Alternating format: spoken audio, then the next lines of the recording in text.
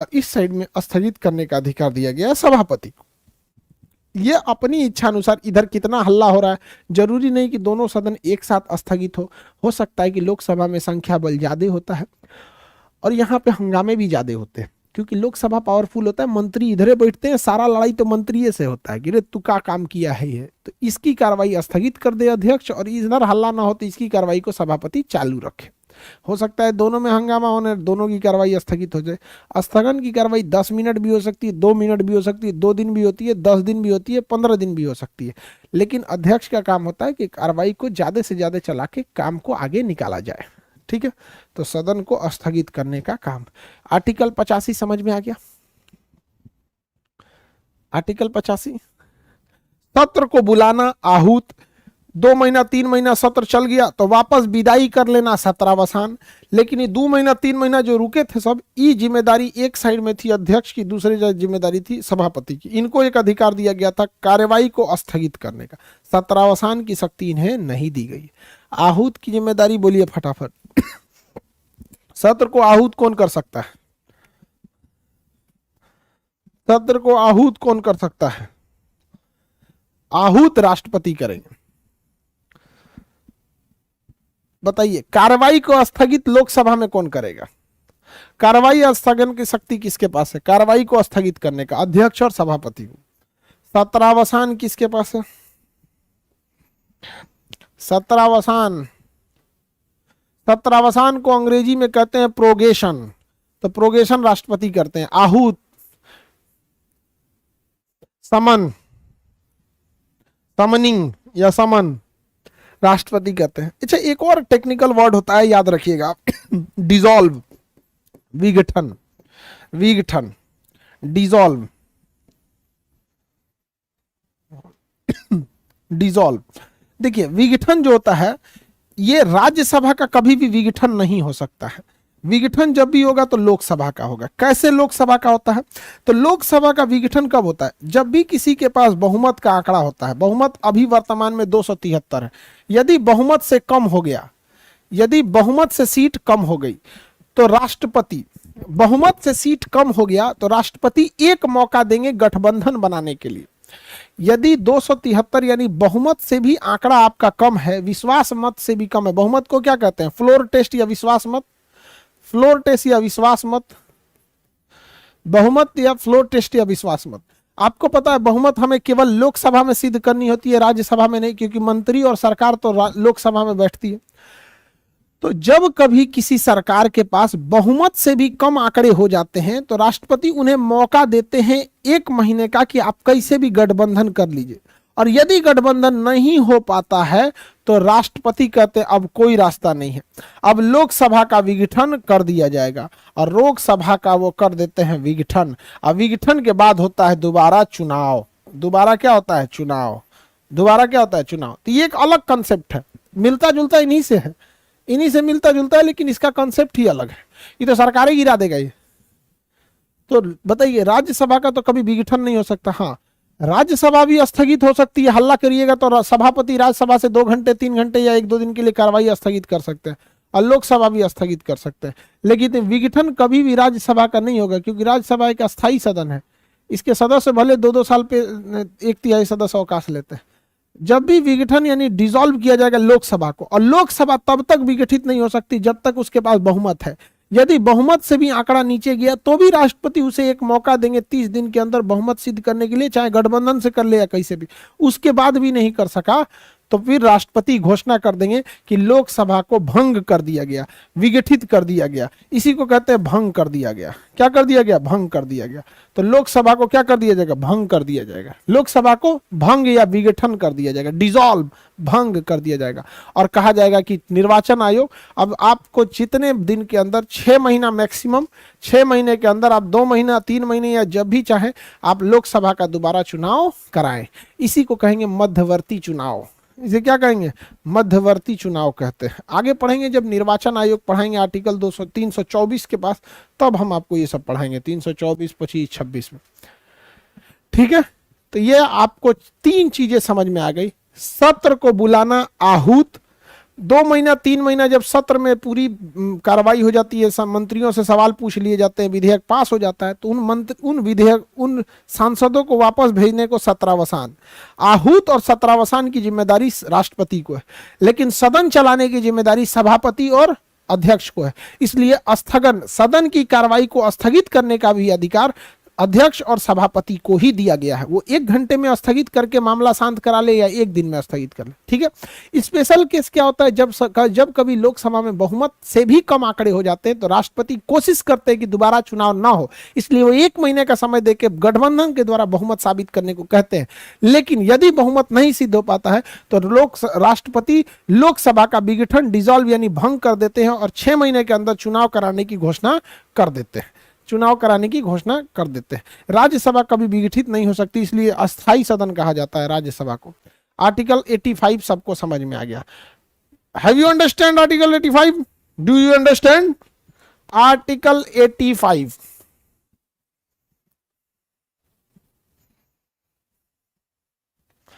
Article 85,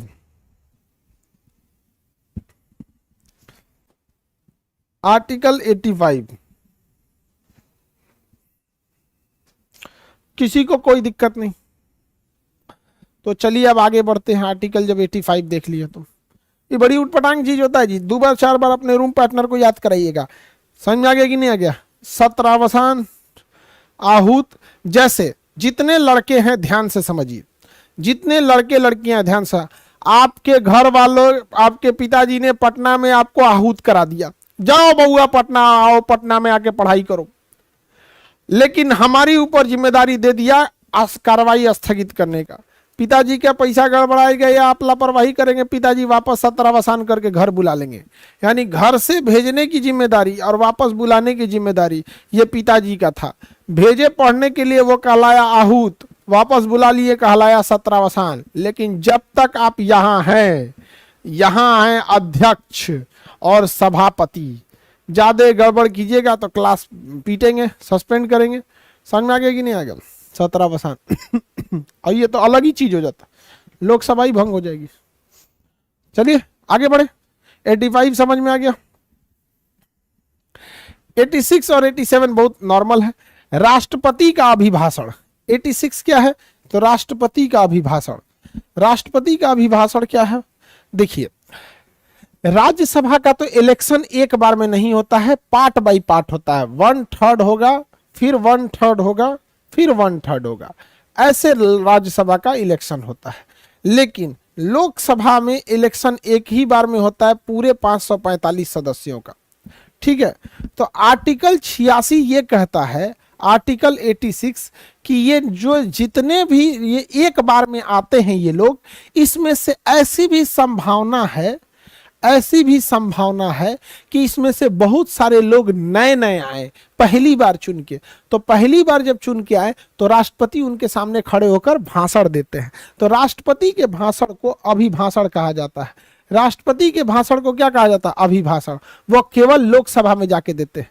राष्ट्रपति का अभिभाषण कहाँ होता है? लोकसभा में। अभिभाषण ये जब भी होगा कहाँ होगा? लोकसभा में। और राष्ट्रपति का विशेष अभिभाषण, राष्ट्रपति का विशेष अभिभाषण ये भी जब भी होगा कहाँ होता है? लोकसभा। विशेष अभिभाषण, राष्ट्रपति का विशेष अभिभाषण ये भी कहाँ होता है? लोकसभा में होता है। चलिए, अभिभाषण और विशेष अभिभाषण संयुक्त रूप से देते हैं लोकसभा, मतलब राज्यसभा में नहीं जाके संयुक्त रूप से देते हैं। देखिए, अभिभाषण क्या होता है? ये होता है पर ईयर। हर साल संसद की जो पहली बैठक होती है, हर साल संसद की पहली बैठक, अब आपको पता है संसद की पहली बैठक बजट सत्र होती है और वो होती है फरवरी महीने में। तो हर साल संसद की पहली बैठक की पहली में, हर साल संसद की जो पहली बैठक, जो बजट सत्र का पहला बैठक होगा, हर साल पहली बैठक में राष्ट्रपति जो भाषण देते हैं, हर साल जो भाषण देते हैं उसे क्या कहा जाता है? अभिभाषण। जैसे बजट सत्र फरवरी में चालू हुआ 2023 में, फिर एक बजट सत्र आएगा 2024 में, उसमें भी भाषण देंगे। तो हर साल जब भाषण देते हैं राष्ट्रपति तो उसे अभिभाषण कहा जाता है। राष्ट्रपति का हर साल दिया गया भाषण अभिभाषण कहलाता है। क्या कहलाता है? अभिभाषण कहलाता है। लेकिन जब कभी भी 5 साल बाद दोबारा नई लोकसभा का चुनाव होकर आता है तो उसमें दिया गया भाषण विशेष अभिभाषण कहलाता है। उसमें दिया गया भाषण विशेष अभिभाषण कहलाता है। जैसे 2014 में जो भाषण दिए होंगे विशेष अभिभाषण, 2019 में जो भाषण दिए होंगे विशेष अभिभाषण, वैसे ही 2024 में जब लोकसभा का चुनाव होगा तो विशेष अभिभाषण, ऐसे ही 2029 में देंगे तो विशेष अभिभाषण। तो विशेष अभिभाषण हर 5 साल बाद जो नई लोकसभा का चुनाव होता है उसमें राष्ट्रपति दोनों सदनों को संयुक्त रूप से, दोनों सदनों को कैसे देते हैं, संयुक्त रूप से जो भाषण देते हैं लोकसभा और राज्यसभा को संयुक्त रूप से बुला के, उसे हम कहते हैं राष्ट्रपति का विशेष अभिभाषण। और ये तो हर साल होता है, 2019 में भी हुआ था, 20 में भी हुआ, 21 में हुआ, 22 में हुआ और अभी इस साल 23 में भी हुआ है। तो ये तो हर साल होता है। तो राष्ट्रपति का भाषण हर साल होता है और राष्ट्रपति का विशेष अभिभाषण 5 साल होता है। अब इसमें मजे की बात समझिए, भाषण हो या अभिभाषण ये मंत्री तैयार करते हैं। राष्ट्रपति जी को क्या बोलना है ये मंत्रिमंडल लिखता है। ले भैया, मंत्रिमंडल लिखेगा कि ये जाके पढ़ दीजिए, तो राष्ट्रपति वही पढ़ते हैं। और आप सुनिएगा तो बड़ी हंसी आएगा। राष्ट्रपति क्या पढ़ते हैं अभिभाषण में या अभिभाषण, विशेष अभिभाषण में? मेरी सरकार मजदूरों को उचित मूल्य दिलाएगी, मेरी सरकार किसानों को उनका पैदावार बढ़ाने में मदद करेगी, मेरी सरकार, मैंने राष्ट्रपति बार बार बतिया बोलेंगे मेरी सरकार मेरी सरकार। आपको हंसी आएगा भैया, बेगाने की शादी में अब्दुल्ला दीवाना, तुम्हारी सरकार नहीं है लेकिन संविधान है, सुनना पड़ता है। हमको तो बड़ी अच्छा लगता है, सुनते हैं तो कहते हैं कि हाँ दूसरे के सरकार में। ये सारे के साथ ये होता है, चाहे एपीजे अब्दुल कलाम थे, प्रतिभा पाटिल थी, प्रणब मुखर्जी थे, या फिर रामनाथ कोविंद या द्रौपदी मुर्मू जी। समझ में आ गया कि नहीं आ गया? इस सारे लोग के साथ यही है, कोई दिक्कत? आप लोग तो अभी कम राष्ट्रपति को देखे, हम लोग तो बहुते राष्ट्रपति लोग को देखे, ज्ञानी जैल सिंह से लेके सब जना को।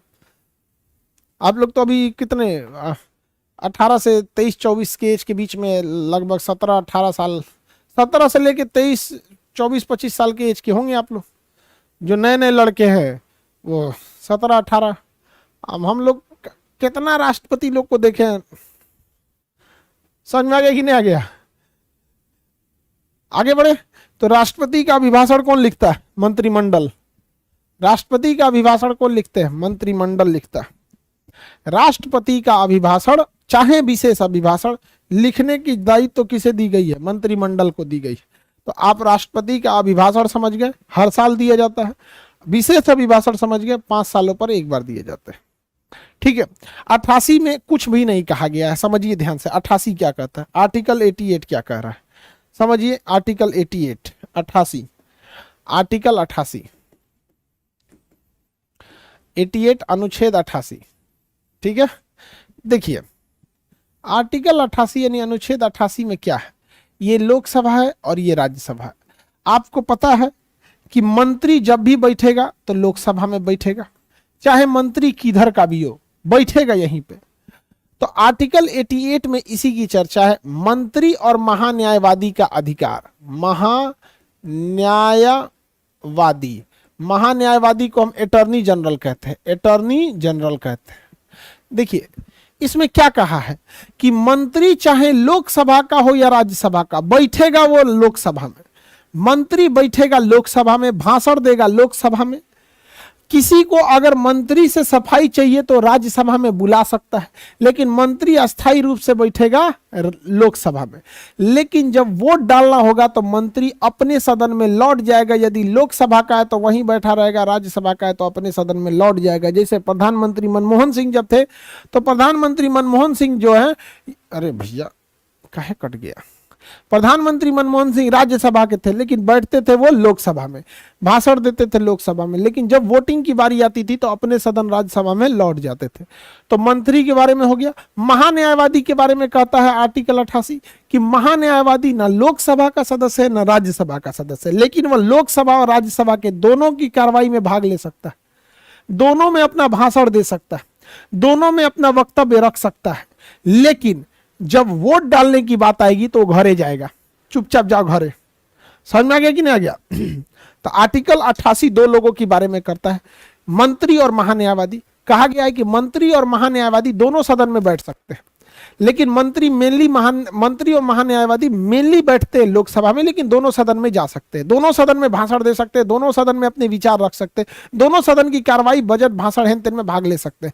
लेकिन जब बात वोटिंग की आएगी तो मंत्री अपनी सदन में लौट जाएंगे, यदि राज्यसभा के हैं तो राज्यसभा में, लोकसभा के तो लोकसभा में, और महान्यायवादी सदन से बाहर चला जाएगा, क्योंकि महान्यायवादी को किसी ने वोट नहीं दिया है। तो मंत्री तथा महान्यायवादी के बारे में चर्चा किस में है? मंत्री तथा महान्यायवादी के बारे में प्रावधान किस में कहा गया? मंत्री तथा महान्यायवादी के बारे में प्रावधान 88 में, आर्टिकल 88 में, आर्टिकल 88। चलिए देखिए, एक बार रिकॉल करते हैं लोग। 79 में संसद, 80 में राज्यसभा, 81 में लोकसभा, 82 प्रत्येक जनगणना के बाद पुनः समायोजन 1971 की जनगणना पर आधारित है। जब ये चेंज होगा तो 2026 में चेंज हो जाएगा और उस समय 2001 की जनगणना पर आधारित हो जाएगा। यह व्यवस्था 84वां संविधान संशोधन द्वारा किया गया था। 83 में सदनों की अवधि, सदस्य की अवधि नहीं है, सदन की अवधि। लोकसभा की अवधि 5 साल और उसमें बैठने वाले सदस्यों का भी अवधि 5 साल, जबकि राज्यसभा एक अस्थायी सदन है, इसमें बैठने वाले सदस्यों का कार्यकाल 6 साल। 84 में संसद सदस्य की योग्यता, लोकसभा के लिए 25 साल, राज्यसभा के लिए 30 साल, बाकी सबके लिए कॉमन है, पागल दिवालिया ना हो, लाभ के पद पर ना हो, भारत का नागरिक हो। 85 में सत्रावसान, आहूत, संसद के सत्र को बुलाना आहूत कहलाता है। 2-3 महीने बाद जब सत्र बीत जाता है तो घर भेजना सत्रावसान कहलाता है। आहूत और सत्रावसान दोनों का अधिकार राष्ट्रपति को है, लेकिन जो 1 महीना 2 महीना रुक के संसद में ये भाषण देते हैं मंत्री जो जवाब देते हैं या बजट सत्र पारित होता है, वो सब का अधिकार जो होता है वो अध्यक्ष और सभापति का होता है। वह इसे संसद की कार्रवाई को स्थगित कर सकते हैं। विघटन क्या होता है? जब कभी लोकसभा में किसी को बहुमत से भी कम वोट हो जाता है तो राष्ट्रपति लोकसभा को भंग या विघटित कर सकते हैं। 86 में राष्ट्रपति का अभिभाषण है, जो हर साल पहली बैठक में संयुक्त रूप से दिया जाता है। और 87 में है राष्ट्रपति का विशेष अभिभाषण, जो 5 साल में एक बार दिया जाता है, नई लोकसभा में संयुक्त रूप से दिया जाता है। 88 में सदनों में यानी लोकसभा और राज्यसभा में यानी सदनों में मंत्री और महान्यायवादी के अधिकार की चर्चा है।